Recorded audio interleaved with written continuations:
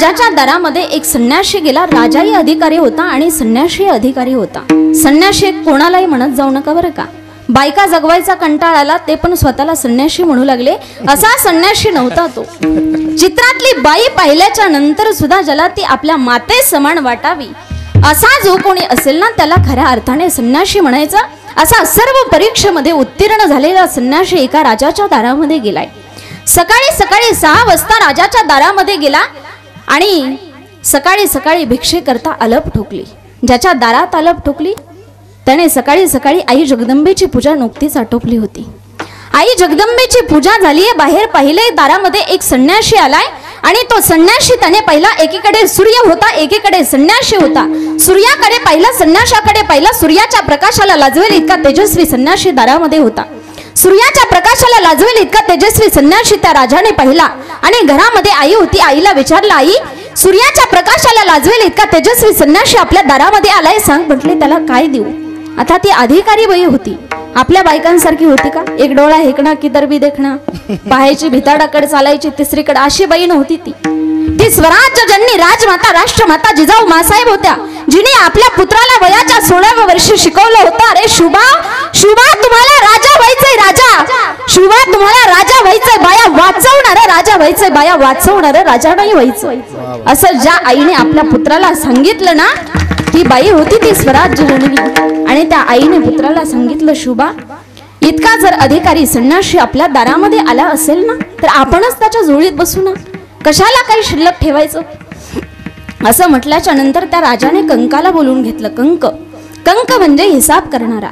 मराठीत ज्याचं एम.ए. झालंय त्याला सुद्धा कंक या शब्दाचा अर्थ सांगता येणार नाही, कारण आता कॉन्व्हेंट स्कूल आल्या. कॉन्व्हेंट स्कूल मधल्या पोरांना कंक शब्दाचा अर्थ कळणार नाही. कंक म्हणजे हिसाब करणारा. हिसाब करणारा बोलून घेतला.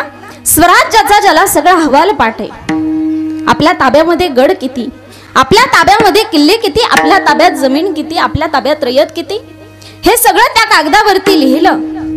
आणि कागदावरती लिहिल्याच्या नंतर त्या कागदावरती खाली राजाने स्वाक्षरी केली. राजाची राजमुद्रा त्या कागदावरती उठवली आणि तो सगळा स्वराज्याचा अहवाल असणारा कागद त्या संन्याशाच्या झोळीमध्ये टाकला.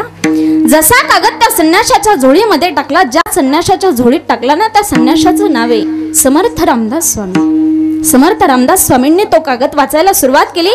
वाचत असताना डोळ्यामध्ये पाणी आलं आणि राजांना सांगितलं, राजे काय करायचं आम्हाला याचं. जसं डोळ्यात पाणी आलं तसं त्याच मिनिटाला त्या कागदाचे 1000 तुकडे केले. ही ज्याच्या हृदयाची भूमिका आहे ना त्याला म्हणायचं चित्ती नाही आस. आणि मग अशी जर चित्तामध्ये आस नसेल ना, अशी जर चित्तामध्ये आस नसेल ना तर जगाचा मालक त्याचा भक्त होतो, जगाचा मालक त्याचा दास होतो, दास. निस्वार्थी भाव अंतकरणामध्ये त्याच्याकरता असावा लागतो, जसा निस्वार्थी भाव विश्वमौलीत ज्ञानोबरायांकडे होता. विश्वमौलीत ज्ञानोबराय ज्ञानेश्वरीच्या शेवटी काय मागतात देवाकडे. ज्या वेळेला विश्वविख्यात विश्वमौली ज्ञानोबरायांची ज्ञानेश्वरी लिहून पूर्ण होते त्यावेळेला जगाच्या मालकाकडे विश्वमौली ज्ञानोबराय स्वतःचं सुख नाही मागत, बहिणीचं सुख नाही मागत. अरे आयुष्यभर ज्यांनी स्वतःचं जीवन अनाथ म्हणून समर्पित केलं ना ते आई वडील नाही मागत देवाकडे. मग काय मागतात, जे घडांची व्यंकटी सांडो तया सत्कर्मिरती वाढो. देवा ज्या लोकांनी मला माझ्या आयुष्यामध्ये त्रास दिला ना देवा त्यांचा दुर्जनपणा जाऊ दे आणि त्यांना सद्बुद्धी दे देवा, त्यांना सद्बुद्धी दे. असं मागणं मागावं देवाकडे. इतका निस्वार्थी भाव असे सगळे संत निस्वार्थी सांगितले. त्याच्यामधले एक संत तुम्हाला सांगते, जगद्गुरु तुकोबाराय. जगद्गुरु तुकोबाराय किती निस्वार्थी ऐका. जगद्गुरु तुकोबारायांची एक पत्नी अन्न करता गेली. अन्न करता गेली. दारातला बैल वैरणी वाचून मेला, चिपाड भेटलं नाही खायला, इतकी परिस्थिती नाजूक होती जगद्गुरु तुकोबारायांची. जगद्गुरु तुकोबारायांची नंबर 2ची पत्नी पुण्याच्या आप्पाची गुळवेंची मुलगी. पश्चिम महाराष्ट्रामध्ये 3 लोक श्रीमंत. एक पुण्याचे आप्पाची गुळवे, दुसरे चिंतामणी ब्राह्मण आणि तिसरे मंबाजी गोसावी. 3 लोक श्रीमंत आणि त्या श्रीमंतामधल्या आप्पाची गुळवेंची मुलगी जगद्गुरु तुकोबारायांची नंबर 2ची पत्नी. ती एका श्रीमंत माणसाची मुलगी होती. विवाह झाला आणि विवाह झाल्याच्या नंतर दीपावलीच्या सणाला माहेरामध्ये आली. श्रीमंत बापाच्या घरी माहेरी आली आणि माहेरी आल्याच्या नंतर दीपावलीचा 4-5 दिवसाचा सण असतो. धनत्रयोदशी, चतुर्दशी, बलिप्रतिपदा, पाडवा आणि अमावस्या असा 4-5 दिवसाचा सण असतो. तर सण झाल्याच्या नंतर बहिणीनं भावाला सांगितलं दादा आता मला नेऊन घाल. का ग ताई असं म्हटल्याच्या नंतर आता मला नेऊन घाल असं म्हटल्याच्या नंतर ताईने सांगितलं, माझ्या मालकाची जीवनाची अडचणी मला जावं लागेल. जिच्या मालकाची जीवनाची अडचण असल्याच्या नंतर सण झाल्याबरोबर जी परत निघून जाते ना तिला पतिव्रता म्हणतात. परंतु मालकाची जीवनाची अडचण असली तरी सुद्धा माहेरात बसून जी लाडू खाते ना तिला अवदासा म्हणतात. आता तुमच्यामध्ये कोण आहे तुमच्या तुम्हीच ठरवा. मला तर पाहिल्याच कळतात पण उगा कशाला अपमान करून घ्यायचा. तिला अवदास म्हणतात. अशा पतिव्रता होत्या. जिजाबाई पतिव्रता होत्या. सण झाल्याच्या नंतर भावाला सांगितलं मला नेऊन घाल. भावानं त्या ठिकाणी गड्याला सांगितलं डमणी झुपायला. डमणी झुपली. श्याम नावाचा एक गडी तुकोबरायांच्या सासऱ्याकडे होता. डमणी झुपल्याच्या नंतर डमणीमध्ये बहीण आणि भाऊ बसले. डमणी देहूला हाकलली आणि देहूला डमणी हाकलल्याच्या नंतर मोठ्याल्या लोकांचे वाडे चालू झाले. ज्या वेळेला देहूमध्ये प्रवेश केला मोठ्याल्या लोकांचे वाडे चालू झाले आणि ते वाडे पाहिल्याच्या नंतर भावानं बहिणीला विचारलं, ताई याच्यातला तुझा कोणता वाडा आहे? बहिणीनं सांगितलं, याच्यामध्ये माझा वाडा नाही, पुढे डमणी घे मी सांगते माझा वाडा कुठे आहे. पुढे डमणी घेतली. डमणी घेतल्याच्या नंतर झोपडपट्ट्या चालू झाल्या आणि झोपडपट्ट्याच्या एका बाजूला एक छोटंसं झोपडं होतं. झोपडं त्या झोपड्याच्या समोर गेल्याच्या नंतर बहिणीनं सांगितलं, दादा इथं डमणी थांबव. डमणी थांबवली. डमणीतून खाली उतरले आणि खाली उतरल्याच्या नंतर त्या झोपड्याच्या समोर सारवलेलं होतं. सुंदर अशी रांगोळी काढलेली होती. तुळशी वृंदावन होतं आणि त्याच्यावरची धर्माची पताका होती. ती धर्माची पताका पाहिली आणि भावानं विचारलं, ताई हे तुझ्या गड्याचं घर आहे का? गड्याचं घर आहे का म्हणल्याच्या नंतर बहिणीनं सांगितलं, दादा हे माझं घर आहे. हे माझं घर आहे ताई, तू झोपड्यात राहतेस?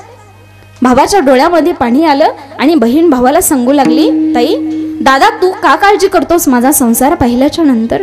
तू नको काळजी करूस. तू काळजी करू नकोस. द्रव्य माणसाला प्रारब्धानं मिळत असतं. अन्न मान धन हे तो प्रारब्ध आधी. द्रव्य माणसाला प्रारब्धानं मिळत असतं. तू मुलगा झालास आणि मी मुलगी झाले. एकाच आई बापाच्या पोटी आपण जन्म घेतला परंतु आपल्यामध्ये फरक इतका आहे, तू मुलगा झालास आणि मी मुलगी झाले. तू मुलगा झाल्यामुळे बापाच्या संपत्तीचा वारसदार आहेस आणि मी मुलगी झाल्यामुळे दुसऱ्याच्या दावणीची गाय आहे. जगामध्ये दोन गोष्टी पारतंत्र्यात आहेत. एक म्हणजे स्त्री आणि दुसरी म्हणजे गाय. ज्याच्या दावणीला बांधलं त्याच्या दावणीचा चारा खाणं हे गायीचं काम असतं आणि ज्याच्या घरी दिलं ना त्या घरचा संसार करणं लेकीचं काम असतं. लेक त्या घरचा संसार करत असते. बांधिल्या खुंटाशी धेनूचे चरणे दिल्या घरी न राहणे लेकीचे ओ. लेक त्या घरचा संसार करत असते. बहिणीनं सांगितलं, दादा तू काळजी करू नकोस, मी एका श्रीमंत पुरुषाची पत्नी आहेस. ताई तू कशानं श्रीमंत आहेस? तू झोपड्यात राहतेस आणि मी श्रीमंत पुरुषाची पत्नी म्हणतेस. त्यावेळेला बहिणीनं सांगितलं, दादा माझ्या पायात मोडलेला काटा काढायला पंढरपुरातलं पळत येतं, ही माझी योग्यता आहे, माझ्या पतीची काय योग्यता असेल? असं म्हटल्याच्या नंतर तिनं सांगितलं, मी श्रीमंत पुरुषाची पत्नी, तू काळजी करू नको. घालायला लुगडं मात्र एकच होतं. 45 मिनिटं कणगीमध्ये बसायचं आणि त्या कणगीमध्ये लुगडं वाळल्याच्या नंतर आतल्यात दुसरं लुगडं घालायचं आणि मग बाहेर यायचं. अशी परिस्थिती जिजाबाईची होती. परंतु जीवनाविषयी कधी तक्रार केली नाही. भाऊ रडायला लागला आणि रडायला लागल्याच्या नंतर डमणीत बसला. डमणीत बसल्याच्या नंतर जाता जाता खिशात हात घातला. खिशात हात घातल्याबरोबर तशा सस्ताईला त्याच्या खिशामध्ये 5 रुपये सापडले. ते 5 रुपये भावाने काढले आणि बहिणीला द्यायला लागला. बहिणीनं सांगितलं, माझ्या मालकाला दुसऱ्याचं घेतलेलं आवडत नाही, हे पैसे मला नको, राहू दे ताई तुझ्या संसाराला कामे येतील. असं म्हणल्याच्या नंतर भावानं ते 5 रुपये दिले. त्या जिजाबाईनं ते 5 रुपये एका श्रीमंत माणसाकडे दिले. त्या 5 रुपयाचे 35 किलोचे 3 पोते मिरच्याचे त्या ठिकाणी जिजाबाईला त्या माणसाने आणून दिले. 3 पोते बैलाच्या पाठीवरती जगद्गुरु तुकोबरायांनी टाकले आणि एका श्रीमंत गावामध्ये मिरच्या विकायला गेले. मिरच्या विकायला गेल्याच्या नंतर त्या गावातल्या सगळ्या लोकांनी त्यांचे पैसे बुडवले. पैसे बुडवल्याच्या नंतर घरी आले आणि जगाच्या मालकाला लक्षात आलं की आपल्या जगद्गुरु तुकोबरायांना कोणीतरी फसवलंय. हे लक्षात आल्याच्या नंतर जगद्गुरु तुकोबरायांसाठी जगाच्या मालकाने त्या ठिकाणी नोकराचं रूप धारण केलं. जगद्गुरु तुकोबरायांचा नोकर झाला जगाचा मालक. त्या गावामध्ये गेला, सगळे पैसे वसूल केले आणि जगद्गुरु तुकोबरायांकडे आणून दिले. आणून दिल्याच्या नंतर त्या ठिकाणी जगद्गुरु तुकोबरायांना सांगितलं की मी त्या गावचा पाटील आहे. पाटील आहे म्हटले, पैसे दिले आणि घराच्या पाठीमागे जाऊन जगाचे मालक गुप्त झाले. आणि थोड्या वेळानंतर गावातले सगळे लोक जगद्गुरु तुकोबरायांच्या घरी आले आणि जगद्गुरु तुकोबरायांना सांगितलं की तुमचा नोकर आमच्या घरी आला, आमच्या गावामध्ये येऊन त्याने भांडणं केले, आम्हाला दम देऊन तुमच्या मिरच्याचे पैसे वसूल केले. त्यावेळेला जगद्गुरु तुकोबरायांनी सांगितलं की त्याने सांगितलं मी तुमच्या गावचा पाटील आहे. आता तो पाटील समोरच होता, तो पाटील म्हणला माझी पाटील की कोणाला देता. असं म्हणल्याच्या नंतर जगद्गुरु तुकोबरायांच्या लक्षात आलं की हा पाटील विटेवरला असावा. घराच्या पाठीमागं गेले. 14 पावलं त्या घराच्या पाठीमागं उठलेली होती आणि त्या पावलामधून मलया नळू चंदनाचा वास येत होता. तो वास आल्याच्या बरोबर लक्षात आलं की हे विटेवरले असावेत. घरात गेले आणि ढसढसा रडायला लागले. प्रस्तुत प्राप्त प्रसंगी कीर्तन रूपे सेवेकरता निवडलेला अभंग. मराठी माणसाला मराठी भाषेमध्ये मराठी बाण्याने ज्यांनी उपदेश केला, संसार दुःखाच्या आपत्तीला इष्ट आपत्ती मानून भंडार भानचंद्राच्या साक्षीने गोविंद गोविंद असे गीत गाऊन भाव समाधीचा आनंद ज्यांनी उपभोगला, डोंगी साधू संतांचे धिंडवडे काढत वैराग्याची धगधगीत पताका ज्यांनी फडकवली, असे मराठी सारस्वताचे मुकुटमणी भगवत धर्माचे प्रणेते भगवान पंढरीश पांडुरंगाचे महान लढीवाळ भगवत भक्त सकल संत भूषण आदी संत देहू निवासी विश्वमान्य विश्व अधिकार विश्वप्रिय विश्वभूषण चिन्मय स्वरूप असणाऱ्या अधिकार संपन्न साधू जगद्गुरु तुकोबरायांचा 4 चरणाचा उत्कृष्ट असा सेवेकरता निवडलेला अभंग विठ्ठल.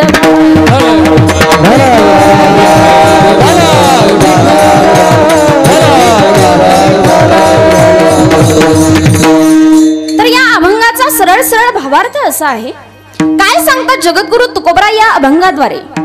जगद्गुरु तुकोबरा म्हणतात, बाबा रे, ज्याच्या चित्तामध्ये तिळाईत काही स्वार्थ नाही, ज्याचा परमार्थही निस्वार्थी आहे, ज्याचा संसारही निस्वार्थी आहे, ज्याचा परमार्थही निष्पाप आहे, ज्याचा संसारही निष्पाप आहे, असा असणारा भक्त जो कोणी असेल त्या भक्ताचा दास जगाचा मालक होतो, त्या भक्ताचा नोकर होतो. आणि राहतो कुठे विचारलं तर जगद्गुरु तुकोबराय सांगतात, असे भक्ताची घरी भक्ताच्या घरामध्ये राहतो आणि न सांगता कोणत्याही प्रकारचं काम करतो, असा पहिल्या आणि दुसऱ्या चरणाचा अर्थ आहे. तिसऱ्या चरणामध्ये जगद्गुरु तुकोबरायांना एका व्यक्तीने विचारलं, जगद्गुरु तुकोबराय, तुमचा जगाचा मालक भगवान पंढरीश पांडुरंग परमात्मा आणखी काय करतो? तर जगद्गुरु तुकोबराय त्या व्यक्तीला सांगतात, माझा भगवान पंढरीश पांडुरंग परमात्मा जगाचा मालक, ज्याचे इष्ट मित्र सजन सखे सोयरे सगळे नाते ज्याचे जगातले संपलेत ना, अशा अनाथ व्यक्तीचे नाते माझा जगाचा मालक पुरवतो, अशा अनाथ व्यक्तीचा भाऊ होतो. म्हणजे अनाथ या शब्दाचा अर्थ भिकारी नाही बरं का. अनाथ या शब्दाचा अर्थ ज्याच्या हृदयातले 6 संपले, काम क्रोध लोभ मद मत्सर अहंकार ज्याच्या हृदयातले संपले, ज्याचं हृदय रिकाम आहे, असा रिकामा हृदय असणारा भक्त जो कोणी असेल त्या भक्ताचा भाऊ जगाचा मालक होतो. आपल्या भावांसारखं नाही, एका गुंठ्या करता भांडण करणारा भाऊ होत नाही, तर हृदयच तो संबंध ज्याचा त्या भगवंताशी जोडला जातो, असा भाऊ जगाचा मालक त्या ठिकाणी त्या भक्ताचा होत असतो. आणि शेवटच्या चरणामध्ये जगद्गुरु तुकोबराय सांगतात की देवावरती जर सत्ता करायची असेल, देवाला जर आपल्या घरामध्ये राबवायचं असेल, देवाला जर जिंकायचं असेल ना, तर त्याच्याकरता भाव लागतो. आपल्या अंतकरणामध्ये भाव नसेल तर देवाला जिंकता येत नाही, असा अभंगाचा सरळ सरळ भावार्थ आहे. पूर्वक आहे का? आज या ठिकाणी मी परिहार दिला. परिहार हा प्रत्येक कीर्तनकार, प्रत्येक प्रवचनकार प्रत्येक कार्यक्रमामध्ये देतच असतो, परंतु परिहार म्हणजे काय हे आजपर्यंत तुम्हाला कोणी सांगितलं नसेल. तर परिहार म्हणजे चालू वर्तमान कार्याचं कारण प्रतिपादन करणे म्हणजे परिहार. संस्कृतमध्ये यालाच उपोद्घात असं म्हणतात. तर हा परिहार कोणाला द्यावा लागतो? जगद्गुरु तुकोबराय म्हणतात, परिहार हा जीवाला द्यावा लागतो, देवाला किंवा संताला परिहार देण्याची गरज नाही. लक्षपूर्वक ऐका, एक दृष्टांत सांगते, आपल्याला अभंगाकडे वळायचे. जगद्गुरु तुकोबरायांचं एकदा लोहगावला म्हणजे त्यांच्या सासूरवाडीमध्ये कीर्तन चालू होतं आणि कीर्तन हे जागराचं होतं. जसं उद्या जागराचं कीर्तन या ठिकाणी होणार आहे, तसं जागराचं कीर्तन त्या ठिकाणी चालू होतं. आणि पूर्वीची परंपरा असायची, जागराचं कीर्तन हे रात्रभर चालायचं आणि कीर्तन चालू झालं की एकीकडे मोठ्या कढईमध्ये पाणी तापवायला ठेवायचं. ते पाणी तापलं, पाण्याला उकळी फुटली की मग सर्वांनी आंघोळ्या करून काकड आरती चालू करायची. असंच एकदा जगद्गुरु तुकोबरायांचं कीर्तन चालू झालं. एकीकडे मोठ्या कढईमध्ये पाणी तापवायला ठेवलं, परंतु बराच वेळ झालं पाणी काही तापेना, त्या पाण्याला उकळी फुटेना. आणि मग 1-2 जण जगद्गुरु तुकोबरायांकडे गेले आणि जगद्गुरु तुकोबरायांना सांगितलं की बराच वेळ झालं कीर्तन चालू झालंय, एकीकडे मोठ्या कढईमध्ये पाणी तापवायला ठेवलंय, परंतु पाणी काही तापेना, पाण्याला उकळी फुटेना, त्यावेळेला जगद्गुरु तुकोबरायांनी सांगितलं की त्या पाण्यामध्ये सुद्धा एक जीव माझं कीर्तन ऐकतोय आणि लोकांनी जाऊन पाहिलं तर त्या पाण्यामध्ये बेडूक होता. बेडूक, तो बेडूक पाण्याच्या बाहेर काढल्याबरोबर पाण्याला उकळी फुटली आणि जगद्गुरु तुकोबरायांनी कीर्तनामध्ये प्रमाण दिलं म्हणजे परिहार हा जीवाला द्यावा लागतो, देवाला किंवा संताला परिहार देण्याची गरज नाही. तर असो, आजच्या कीर्तनाचा प्रतिपाद्य विषय असा आहे, अभंग जगद्गुरु तुकोबरायांचा आहे आणि भक्ताच्या अंतकरणातील स्थितीचं वर्णन करणार आहे. भक्ताच्या अंतकरणातील स्थितीचं वर्णन करताना जगद्गुरु तुकोबराय म्हणतात की देवावरती जर सत्ता करायची असेल, देवाला जर आपल्या घरामध्ये राबवायचं असेल तर त्याच्याकरता भाव लागतो, भावाशिवाय देव जिंकला जात नाही. संसारिक माणसाला बायको जिंकायची असेल तर त्याच्याकरता पैसा लागतो, गप्पा आणि बायको जिंकल्या जात नाही. ज्यांचं ज्यांचं लग्न झालंय त्यांना सांगते, संसारिक माणसाला बायको जिंकायची असेल तर त्याच्याकरता पैसा लागतो. मी नाही सांगत, शास्त्रकार सांगतात, धनवंत पुरुषाशी स्त्री लवथव करी कैसी आणि कुटका देखोनी सुनी जैसी पुच्छ हलवी. पुच्छ म्हणजे शेपूट. संसारिक माणसाला बायको जिंकायची असेल तर त्याच्याकरता पैसा लागतो, समाज जिंकायचा असेल तर कला लागते, शत्रू जिंकायचा असेल तर कपट लागतं आणि देव जिंकायचा असेल तर त्याच्याकरता भावच लागतो, भावाशिवाय देव जिंकला जात नाही. आणि भक्ताच्या अंतकरणामध्ये जर त्या योग्यतेचा भाव असेल ना तर मग मात्र जगाचा मालक त्याला खांद्यावरती घेऊन फिरतो. भावा एकासाठी खांदावा हे आपुल्या, मग त्याला तो खांद्यावरती घेऊन फिरतो. भक्त त्या योग्यतेचा असला पाहिजे. भक्ताच्या अंतकरणामध्ये जर त्या योग्यतेचा भाव असेल तर देव मात्र त्याला जगाचा मालक त्याला खांद्यावरती घेऊन फिरतो. त्या भक्ताच्या अंतकरणामधल्या सगळ्या आशा संपल्या पाहिजे, त्याच्या सगळ्या अपेक्षा संपल्या पाहिजे, त्याच्या सगळ्या आकांक्षा संपल्या पाहिजे. आणि मग असा जर भक्त असेल त्याला खऱ्या अर्थाने भक्त म्हणायचं. आपण पहिल्याच यादीमध्ये संपलो, कारण आपल्याला खिशे आहेत. खिशे ज्यांना खिशे आहेत ना ते भक्ताच्या यादीमध्ये मुळीच येत नाहीत, ते साधूच्या यादीमध्ये मुळीच येत नाहीत. निळोबाराय सांगतात, भक्त म्हणावे तयासी न गुंतो जो आशापाशी. जो आशेमध्ये गुंतत नाही त्याला खऱ्या अर्थाने भक्त म्हणायचं. देवाशिवाय त्याला दुसरं काही आवडत जाऊ नये, त्याला पैसा नाही आवडला पाहिजे. तेची संत ज्यांचा हेत विठ्ठले. देवाशिवाय त्याला दुसरं काही आवडत जाऊ नये असा जर भक्त असेल ना तर मग जगाचा मालक त्याचं कुठल्याही प्रकारचं काम करतो. एवढंच नव्हे तर जगद्गुरु तुकोबराय एका अभंगाद्वारे सांगतात की जगाचा मालक त्याचं कोणत्याही प्रकारचं नुसतं कामच करत नाही, तर कितीही खालच्या पात्रतेचं, कितीही खालच्या दर्जाचं काम असेल तर ते काम करत असताना जगाचा मालक लाजत नाही. या भक्ती काज नाही लाज धरित. भक्ताचं काम करण्याकरता भगवंत लाजत नाही. भक्त त्या योग्यतेचा असला पाहिजे. जगद्गुरु तुकोबराय म्हणतात, चित्ती नाही आस असा असला पाहिजे. मग चित्ती नाही आस कशावरून ओळखायचं? जरी या कलियुगामध्ये एखादा म्हटला की मला पैसा आवडत नाही, मी फार दानशूर आहे, कोण म्हणतं तुला पैसा आवडत नाही? शास्त्रकार तर सांगतात, एक मुलगा मोरीमध्ये पडला, मोरीत, आणि तो मोरीच्या बाहेरच येत नव्हता. 1 रुपयाचं नाणं दाखवल्याच्या बरोबर तो मोरीच्या बाहेर येतोय. पैसा कशा करता लागतोय हे त्याला माहिती नाही, पैसा काय आहे त्याला मुळीच कळत नाही, परंतु 1 रुपयाचं नाणं दाखवल्याच्या बरोबर तो मोरीच्या बाहेर येतोय. इतका त्या लेकराला पैसा आवडतोय आणि मग तुम्हाला आम्हाला आवडू नये याच्यात काय नवल? तुम्हाला आम्हाला तर पैसा इतका आवडतो, आपली आशा मरेपर्यंत सुटत नाही. आपली आशा काय सांगू तुम्हाला? एखाद्या इमारतीचा 1 मजला पूर्ण होतो आणि 1 मजला पूर्ण झाल्यानंतर त्या इमारतीच्या कॉलमचे गज वरतीच असतात ना, त्याला म्हणायचं आशा.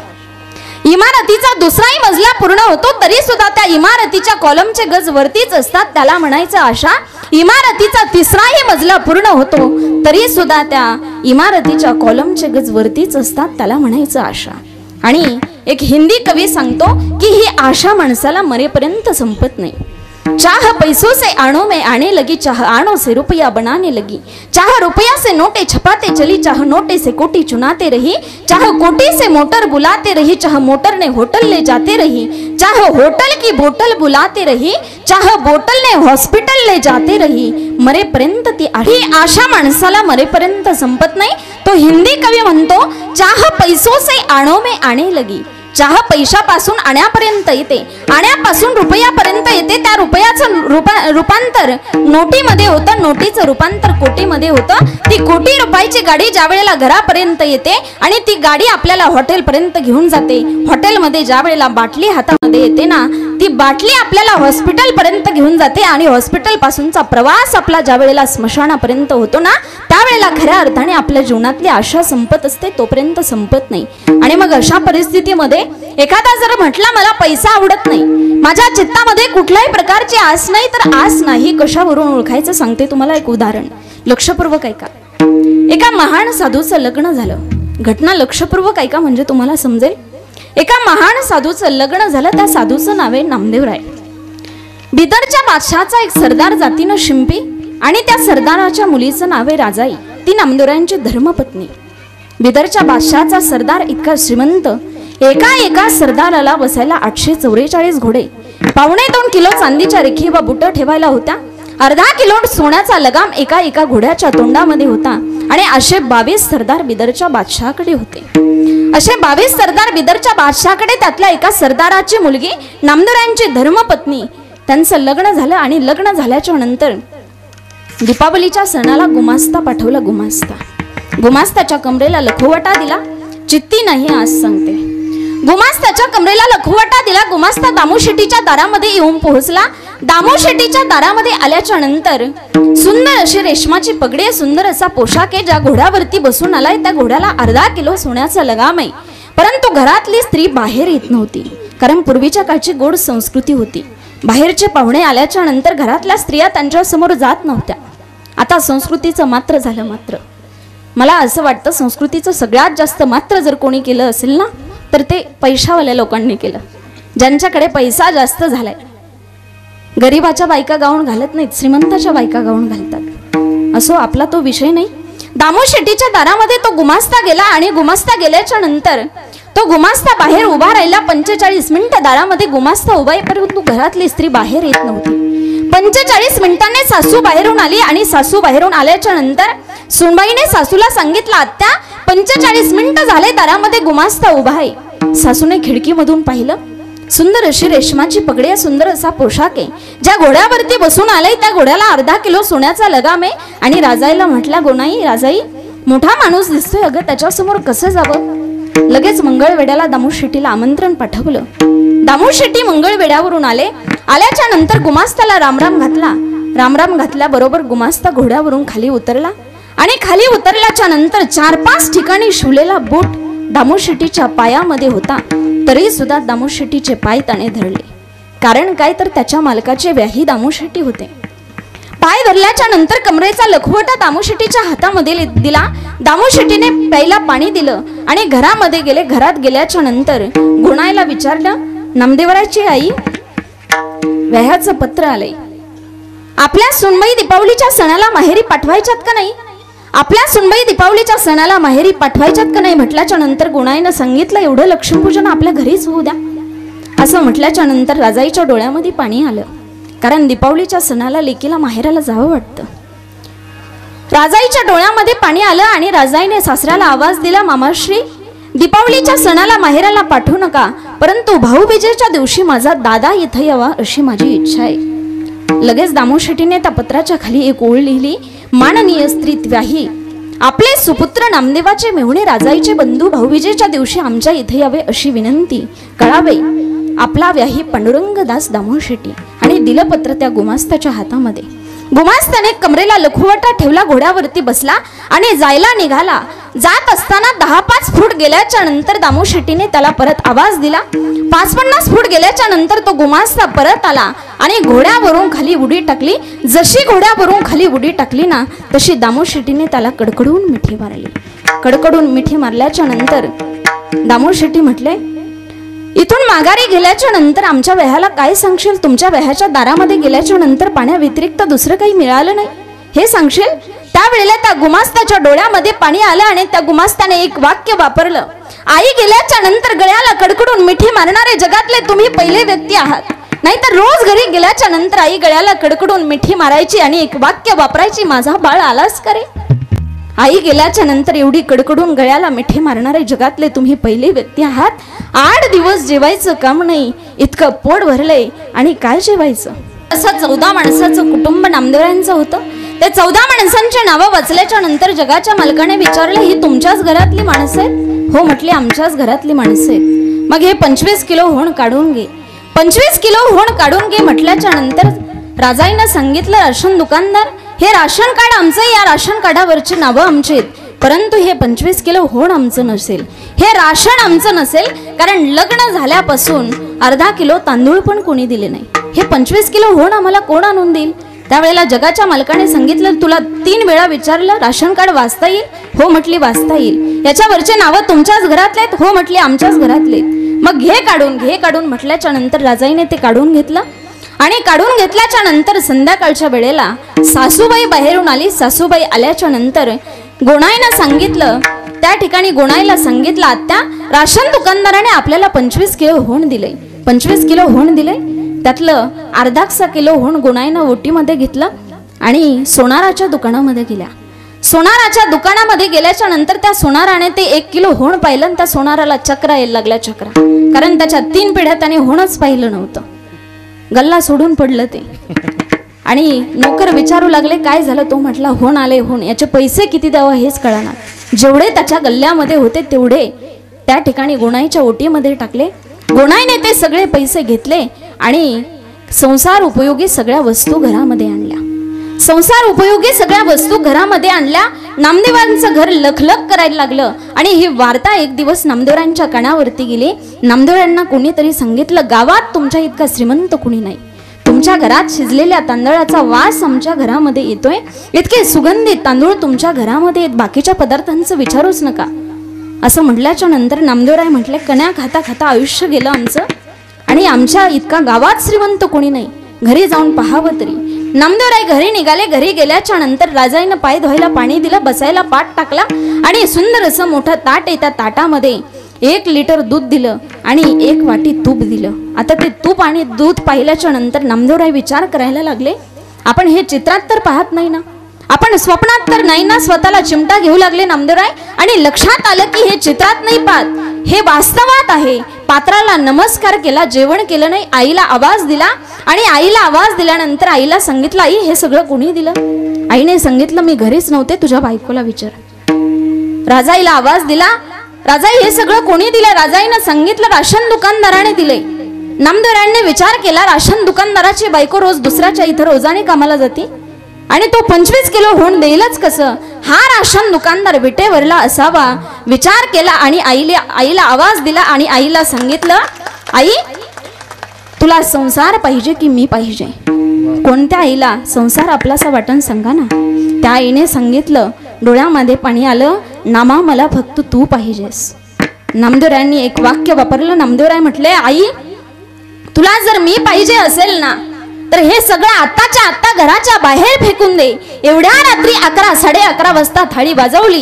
जेवढ्या जगाच्या मालकाने घरामध्ये आणून दिलं होतं ना, एवढ्या रात्री 11 11:30 वाजता ते सगळं गोरगरिबांना वाटून दिलं. जित्ती नाही आस त्याचा पांडुरंग दास. इतका निस्वार्थी भाव, इतकं उदार अंतकरण हे फक्त संतांच्याकडे असतं. एक मजेशीर दृष्टांत तुम्हाला सांगते, लक्षपूर्वक ऐका.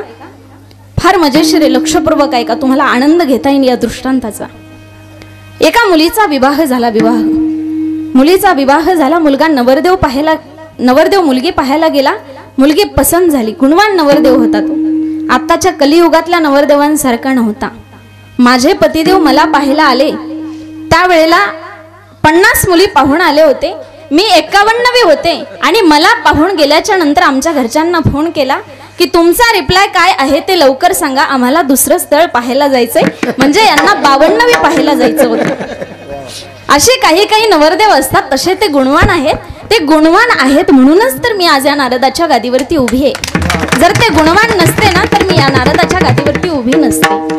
एका महिला कीर्तनकाराला सपोर्ट कसा असावा हे आमच्या फडके परिवाराकडून शिकलं पाहिजे. अतिशय त्यांचा सपोर्ट आहे. जसं लहानपणी वडिलांच्या बोटाला धरून परमार्थ करायचे, वडिलांचा सपोर्ट होता, त्याचप्रमाणे आता पतिदेवांचा सपोर्ट आहे. तसा तो गुणवान नवरदेव होता. नवरदेव मुलगी पाहायला गेला. मुलगी पसंत झाली. विवाह संपन्न झाला आणि त्या दिवशी संध्याकाळी वरात झाली. विवाह संपन्न झाल्यानंतर वरात असते, वरात झाली. दुसऱ्या दिवशी सकाळी 10-12 वाजेपर्यंत सत्यनारायणाची महापूजा झाली आणि 1-2 वाजेपर्यंत माणसं जेवले. माणसं जेवल्याच्या नंतर 4 वाजायच्या टायमिंगला त्या नव्या नवरीने साडीचा पदर कमरेला खोला. ही भारतीय संस्कृती आहे. लग्नाच्या आधी आईने मुलीला सर्व कामं शिकवायचे. लग्न झाल्यानंतर ते सासरी करून दाखवायचे आणि एखादं काम नाही आलं की सासूने म्हणायचं हेच तुझ्या आईने शिकवलं का तुला, असं म्हणणाऱ्या सासांनो, आपली ही मुलगी कोणाच्या तरी घरी संसार करत असते याचं जरा भान असू द्या. त्या नव्या नवरीने साडीचा पदर कमरेला खोला आणि घर झाडायला सुरुवात केली. मागचं घर झाडलं, पुढचं घर झाडलं, घरातला सगळा कचरा एका टोपलीमध्ये भरला आणि टोपलीत कचरा भरल्याच्या नंतर गावाच्या बाहेर कचरा टाकण्याकरता निघाली. कचरा टाकण्याकरता जात असताना घरामध्ये छोटीशी नणंद होती. नणंद म्हटली, वहिनी मी येऊ का तुमच्या बरोबर. आता ती छोटीशी होती, एक डोळा हेकना किधर भी देखना, दोन्ही नाकातून गंगा यमुना वाहत होत्या. जिलेबीकडे पाहायची, लाडू मागायची, अशी ती होती. परंतु ती नणंद होती ना, तिला आवजावं घालायला लागायचं. आवजावं घातलं. वहिनी म्हटल्या चला ना. वहिनीच्या साडीचा पदर धरला आणि वहिनीच्या पाठीमागे निघाली. 4 वाजायच्या टायमिंगला गावामध्ये कचरा टाकायला गेलेल्या असताना रस्त्याच्या अलीकडच्या बाजूला कचरा टाकत होत्या आणि रस्त्याच्या पलीकडच्या बाजूने गावातून दिंडी चालली होती. आणि जसा टाळ आणि पखवाजांचा आवाज कानावरती पडला ना, टाळ आणि पखवाजांचा आवाज कानावरती पडल्याच्या बरोबर त्या नव्या नवरीने टोपली सहित कचरा उकिरड्यावरती फेकला आणि ती दिंडीमध्ये मिसळली. आता ज्या बाजूने त्या नंदेला दिसत नव्हतं ना, ज्या डोळ्याने दिसत नव्हतं ना, त्या बाजूने दिंडीमध्ये गेली. त्या नंदेला असं वाटलं वहिनी घरीच गेलात. घरी गेली आणि घरी गेल्याच्या नंतर सासूने विचारलं सुनबाई कुठे, सुनबाई कुठे म्हटल्याच्या नंतर नंदेने सांगितलं वहिनी घरीच आल्यात ना. घरीच आल्यात म्हटल्यानंतर शोधाशोध चालू झाली. मागच्या घरात बघतायत, पुढच्या घरात बघतायत, सगळीकडे पाहिलं परंतु सुनबाई काही सापडत नाही. थोड्या वेळानंतर सासरा बाहेरून आला आणि सासऱ्याने विचारलं सुनबाई कुठे, सुनबाई कुठे म्हटल्याच्या नंतर 2 तास झाले सुनबाई सापडत नाही. 4 तासाने नवरा बाहेरून आला आणि नवऱ्याने विचारलं आई ती कुठे, ती कुठे म्हटल्याच्या नंतर आईने सांगितलं अरे काय सांगू, 4 तास झाले तुझी बायको सापडत नाही. असं म्हणल्याच्या नंतर नवऱ्याला तर घामच आला, कारण बायको जाणं ही काही सोपी गोष्ट नाही. नवऱ्याला घामच आला आणि आईने सांगितलं 4 तास झाले तुझी बायको सापडत नाही. 6 वाजायच्या टायमिंगला आजसासरा बाहेरून आला आणि आजसासराने सांगितलं, बाहेरून आवाज दिला सखूबाई. सखूबाई त्या मुलीचं नाव होतं. ती सखूबाई मागच्या घरातून बाहेर आली. आता ती खरी सखू नव्हती, पंढरपुरातली सखू होती. पंढरपुराच्या विठुरायानं विटेवरनं खाली उडी टाकली आणि त्या सखूबाईच्या जागेवरती काम करण्याकरता आला. त्या ठिकाणी सासऱ्याने सांगितलं चहा करणं सुनबाई, चहा करणं म्हटल्याच्या नंतर घरामध्ये गेले. त्या सखूबाईच्या जागेवरती चहा केला, सडा सारवण रांगोळी सगळं काम केलं, धुणं भांडी स्वयंपाक सगळं काम केलं. आणि एक काम सांगू, कवन एक दिनी वासना उद्भवली पतीची मणी, हस्ते कवळोनी कामिनी शेजे पहुडविली. पतीच्या अंतकरणामध्ये वासना उत्पन्न झाली आणि त्या ठिकाणी सखूबाईच्या रूपामध्ये देवाने काम पूर्ण केलं. 1.5 महिन्यानंतर वारीतून परत आल्याच्या नंतर 1 महिन्याचा गर्भ त्या सखूबाईच्या पोटामध्ये होता.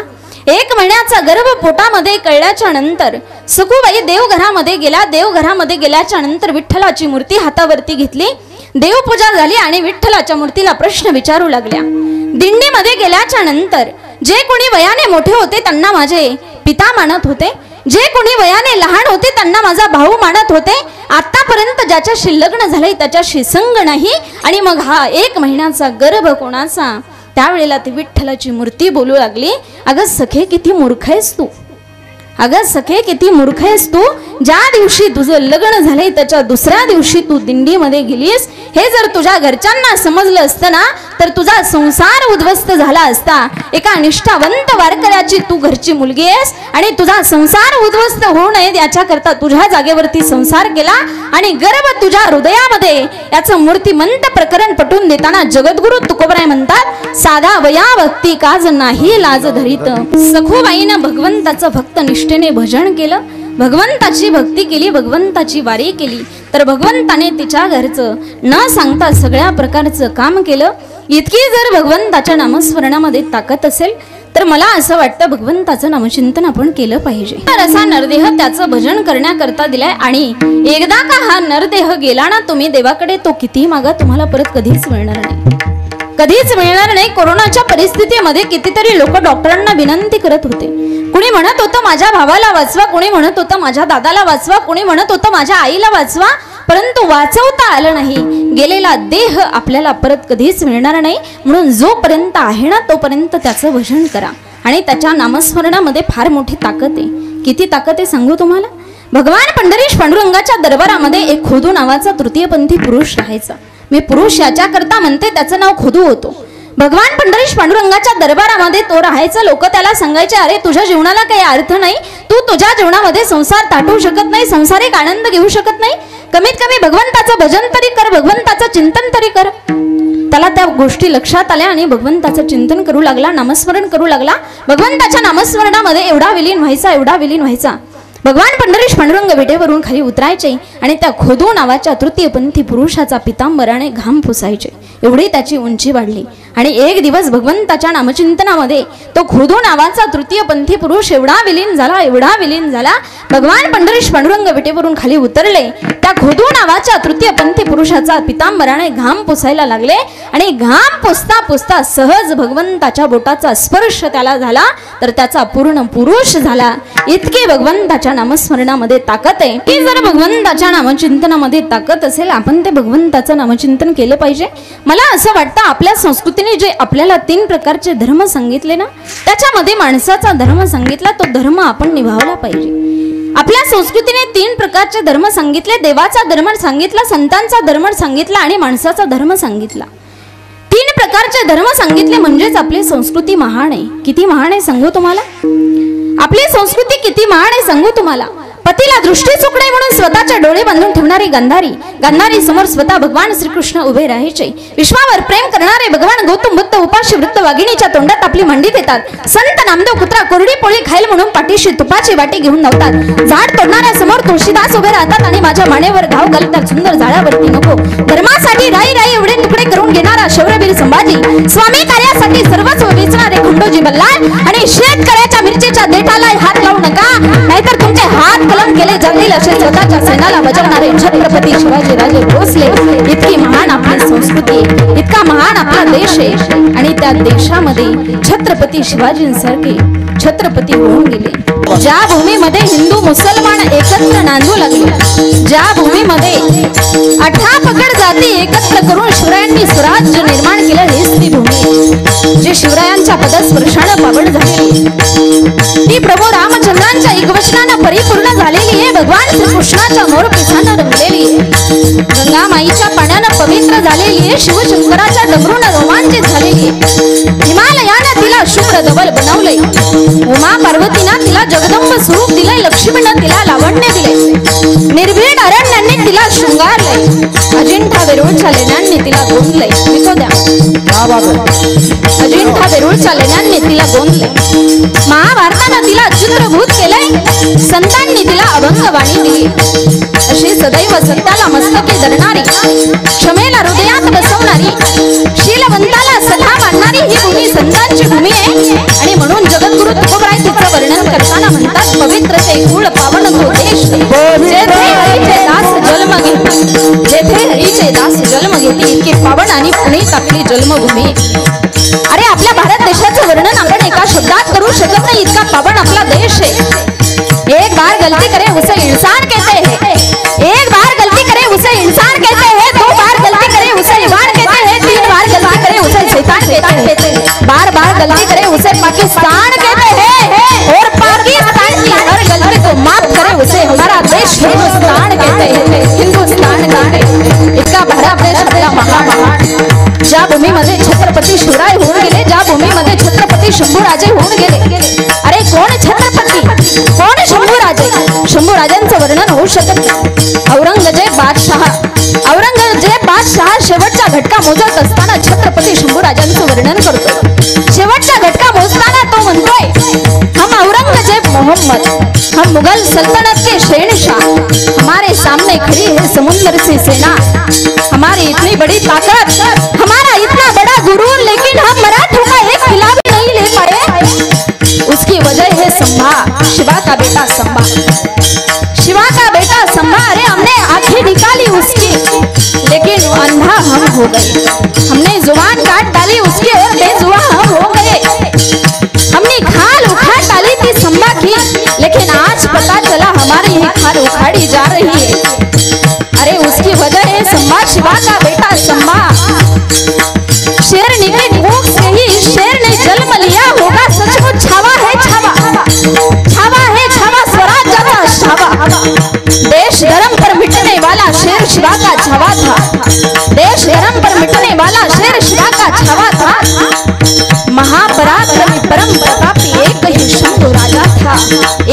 शंभू राजा. अरे कोण छत्रपती शिवराय औरंगजेबाच्या दरबारामध्ये छत्रपती कोण आहे सांगतात शंभू राजा. ऐका, ज्या वेळेला शंभू राजांना औरंगजेबाच्या दरबारामध्ये कैद करून आणलं गेलं आणि औरंगजेबाच्या दरबारामध्ये कैद केल्याच्या नंतर औरंगजेब म्हणतोय संभा आखिरी बार पूछ रहा हूं, आखिरी बार पूछ रहा हूं, झुक जाओ हमारे सामने, तुम्हें इस तख्त का शहंशाह बनाएंगे, इस तख्त का शहंशाह बनाएंगे. म्हटल्याच्या नंतर शंभू राजा झुकत नाही शंभू राजे. आणि मुकरब खान म्हणतो मेरे आका मुझे हुकुम दो, मैं अभी काफिर की गर्दन उतार के रखता हूँ, मैं अभी काफिर की गर्दन उतार के रखता हूँ. म्हटल्याच्या नंतर त्या ठिकाणी शंभू राजे कडाडले आणि शंभू राजे म्हटले मुकरब काफिर नाही छत्रपती म्हण, छत्रपती. अरे छत्रपती हा अमर आहे, छत्रपती कधी मरत नसतो. छत्रपतीला एक नाही लाखो गर्दनी आहे, छत्रपतीला एक नाही लाखो गर्दनी आहे. तुझ्या तंबूचा कळस एक मैला भरून दिसत असेल परंतु माझ्या शंभू छत्रपतीच्या जिरे टोपातला तुरा हा लाखो मैलांवरून दिसतो. तो जनसामान्यांच्या मनात दहशत नाही, आत्मविश्वास जागवतो, आत्मविश्वास. अरे कोण होते छत्रपती. त्या ठिकाणी शंभू राजे सांगतायत अरे छत्रपती हा माणूस नाही, छत्रपतीचे कोणी हाल करू शकत नाही, छत्रपतीला कोणी मारू शकत नाही. छत्रपती हा एक विचार आहे, विचार. आणि तो विचार आपण जपणं गरजेचं आहे, तो शिवविचार आपण जपणं गरजेचं आहे. तो या मातीच्या कणाकणामध्ये भरून उरलाय, तो या मातीच्या कणाकणात भरून उरलाय. त्याला उसळलेला दर्या बुडू शकत नाही, मृत्यू त्याला घाबरवू शकत नाही, कारण छत्रपती हा विचार आहे. आणि सगळ्या तरुण युवकांना माझी विनंती असेल, तरुण मुलींना माझी विनंती असेल, तरुण मुलींनो ऐका, ज्या वेळेला रात्री 10-10:30 वाजता तुमच्या हातामध्ये 10:30चा मोबाईल येतो ना, तो मोबाईल तुमच्या आई बापाला गरीब आई वडिलांना नाही पाहावत. कधीतरी तो मोबाईल या ठेवून बाजूला, कधीतरी गाथा ज्ञानेश्वरी घ्या तुमच्या हातामध्ये. गाथा ज्ञानेश्वरी फार शोभून दिसते तुमच्या हाताला, गाथा ज्ञानेश्वरी हातामध्ये घ्या. अरे माझा बाप गावामध्ये आनंदाने सांगायचा, छाती उंच करून सांगायचा माझी ही मुलगी नाही, हा माझा मुलगा आहे, मुलगा. ही माझी मुलगी नाही, माझा चतुर पक्षी आहे, हा पक्षी ज्या घरामध्ये जाईल ना त्या घराचं कल्याण होईल. का सांगायचा बाप माझा, ज्या घरामध्ये जाईल ना त्या घराचं कल्याण होईल बाप सांगायचा. का सांगत होता, अरे त्याला माहिती होतं माझी लेक रोज शाळेमध्ये जाताना भगव्या कापडामध्ये बांधलेला तो ज्ञानेश्वरीचा ग्रंथ हातामध्ये घेते, रोज 10-5 ओव्या वाचते आणि मगच शाळेमध्ये जाते. रोज शाळेमध्ये जाताना स्वामीजींकडे जाऊन गीतेचा एक श्लोक पाठ करते, हे माहिती होतं बापाला. विचार करा कधीतरी तुमच्याही बापाने म्हणावं असं, माझी लेक ज्या घरात जाईल ना अरे त्या घराचं सोनं होईल, तुमच्या बापाने सांगावं जगाला. तरुण युवकांना विनंती असेल अरे जगायचंय ना या देशाकरता जगा, प्रेम करायचंय ना या धर्मावरती करा, प्रेम करायचंय ना वारकरी संप्रदायावरती करा, प्रेम करायचंय ना देव देश धर्मावरती करा, वारकरी संप्रदायाविषयी जागृत राहा, जागृत. कारण आपल्याला शिवचरित्राशिवाय शिवविचाराशिवाय पर्याय नाही, शिवचरित्राशिवाय आपल्याला पर्याय नाही. घासल्याशिवाय धार नाही तलवारीच्या पाठीला, घासल्याशिवाय धार नाही तलवारीच्या पाठीला, आणि शिवचरित्राशिवाय पर्याय नाही या महाराष्ट्राच्या.